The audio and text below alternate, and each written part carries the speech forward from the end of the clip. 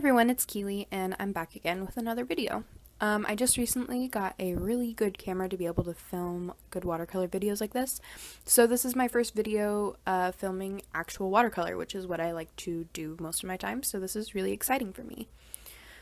So yeah, I hope you enjoy. First, we're going to start off with the materials I use. This is a Niji Waterbrush, I believe. Everything will be linked below, but I love this brush. It's fantastic. This is a $1 Rowney paintbrush, but I don't remember the size. Again, I'll see if I can link it down below. This is a Papermate mechanical pencil that I love. This is just a regular eraser, no particular brand in general. This is a Pitt Artist Pen by Faber Castelle in black. This is a Micron Pen in black, I believe. I used this in two different sizes. Here is a green Micron pen that I use for the hair outline. Here's the next size of black Micron pen I use, which really, I love these pens, they're fantastic.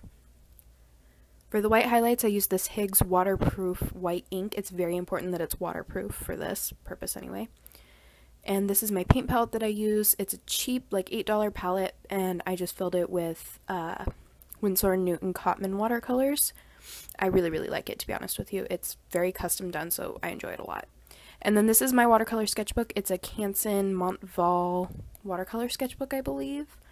It's 9x12 in size, and it's what I use for basically all of my 9x12s. I used to use loose Canson paper, but, like, to be honest with you, I just like the being able to be organized with all of my paintings in one place. I just find sketchbooks to be much more convenient.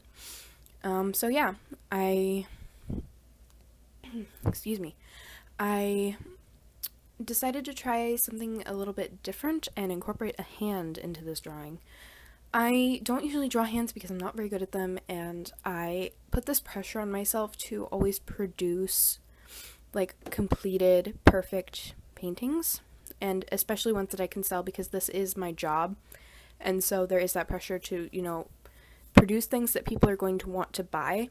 And so, unfortunately, I don't spend as much of my time practicing as I should on stuff like hands and bodies and things that I'm not as good at because I'm not confident, and I know in the end it really will be just, you know, kind of personal practice that won't ever be seen and I won't really be able to do anything with once it's done.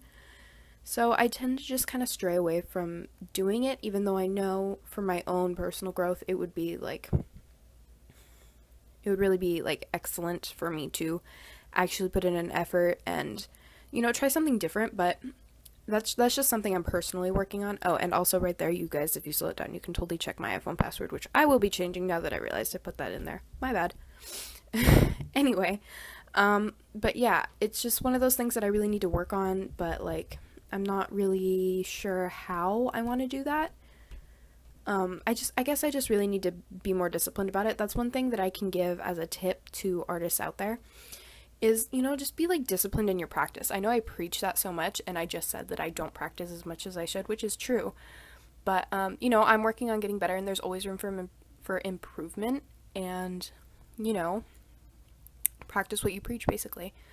But yeah, this piece turned out really well. I liked it a lot. I, for some reason, tend to stray away from incorporating different colored outliners in the same painting.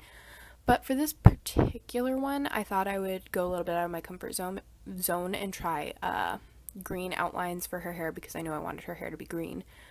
And I really like how it turned out. I usually go for more consistency in color schemes, but, you know, there's nothing wrong with branching out. But yeah, so I really liked that. It's, again, something I don't do that often. But yeah, someone asked me the other day if I could do a tutorial on how I draw hands. My answer is absolutely not. My hands are terrible and there's nothing you can learn from me. You have way better luck checking out people who draw hands regularly on YouTube. I am not one of those people. I would absolutely not recommend drawing hands the way that I draw them because it's a terrible method that does not work.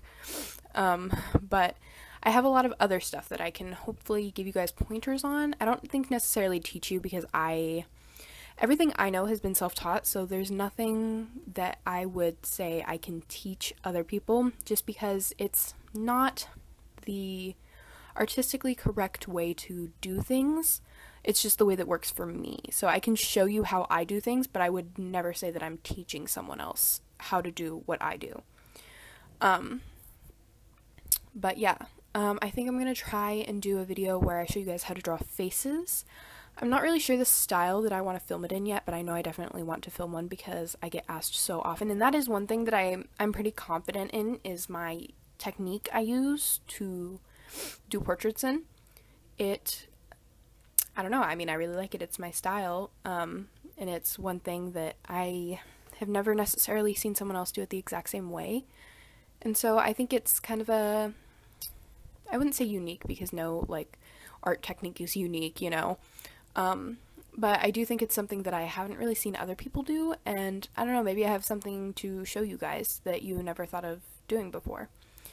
But yeah, and this particular painting right here, when I start putting on her skin tone, which you can't see very well, but, you know, it, like, I'm so bad. I immediately accidentally bled it with the lips, and so the lips ended up with lots of layers, but to be honest with you, watercolor is the most striking, in my opinion, when you do build up the layers. So if you have the patience, if you have the time, if you have the desire, I would absolutely recommend practicing with your watercolors and seeing the different effects you can get with built up layers, because it's honestly so stunning when you put in the time and the effort to, you know, get those layers built up and put into your photo, because it just has so much more impact and depth and, like, complexity that you can't really get with just one layer, or at least I can't get. I'm sure there are people out there that are much more skilled at what they're doing than I am, but this is just my personal opinion. But yeah, so I don't know if you guys noticed, but I'm absolutely not using that water brush as a water brush.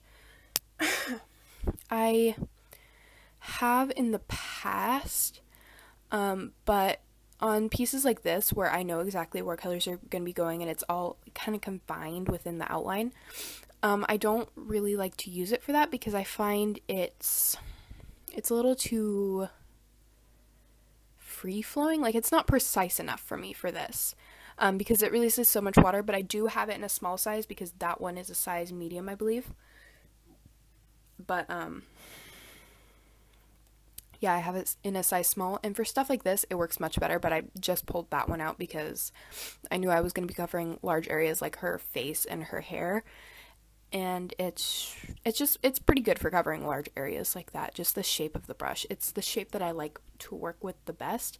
Lots of brands do these brushes, but this is the only one that I've tried so far, and it works really well for me. I don't have any problems with leaking. They're pretty inexpensive. I think I got it at Blix for, oh man, I want to say it was like maybe $8. Yeah, I think it was maybe $8, which, like, I guess is a little on the expensive side for a paintbrush, but if you end up using it as much as I do, to me it's totally worth it. And I intend to get a size large when I can find them, but they always seem to be out of stock. I don't know if maybe Blix just doesn't carry that size or what, but I can't seem to ever find them. Oh yeah, and then here I'm getting into some of my Higgins watercolor ink. Not watercolor ink, waterproof ink. I would absolutely recommend going for the waterproof stuff. It is, like, super pigmented, and you know it's not going to bleed if you do end up having to watercolor over the top of it. It's just a nice, you know, peace of mind to have that. So this is the completed piece. I hope you guys really enjoyed it. I really enjoyed filming it for you. Let me know if you have any questions or comments about what I used. Everything will be linked down below. And so yeah, if you have any, like, you know, recommendations for future videos or anything like that, just leave it in the comment section below and I will definitely make sure to check it out. And yeah, so I hope to be doing more videos like this in the future. If you liked me rambling over the top of it, just let me know. So yeah, thank you guys for tuning in. Don't forget to like and subscribe, follow me on Instagram, all that fun stuff, and I will catch you guys in a future video.